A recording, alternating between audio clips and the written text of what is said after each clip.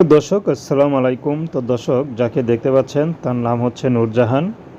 নূরজাহানের বাবা মা কেউ নেই, থাকে খালার কাছে।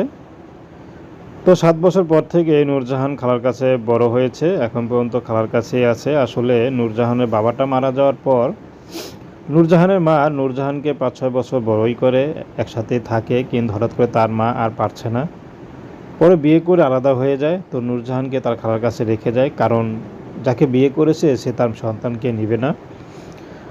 তো সুখে চিন্তা করে নূরজাহানের মা নূরজাহানকে রেখে চলে যায়। তো নূরজাহান তার বর থেকে খালার কাছে বড় হয়। তো অনেক কষ্টে বড় হয়, খালার ঘরের কাছে সব কাজকাম করতে হয়। নূরজাহান তার মার সাথে থাকার সময় পড়াশোনা করত, কিন্তু খালার বাসা আসার পর তার পড়াশোনাটা বন্ধ হয়েতে যাই হোক। তো নূরজাহান এখন চাচ্ছে ভালো একটা মানুষ সুখে দুঃখে যে তার পাশে থাকবে, তাকে বিয়ে শাদী করবে, তার দুঃখ কষ্ট আর ভালো লাগে না। তো দর্শক, এ ছিল নূরজাহানের সংক্ষিপ্ত জীবন কাহিনী। তো প্রেম ভালোবাসা বিয়ে শাদী করা একান্ত আপনাদের ব্যক্তিগত ব্যাপার। আসুন আমরা 5 ওয়াক্ত নামাজ পড়ি, দেশের সেবা করি।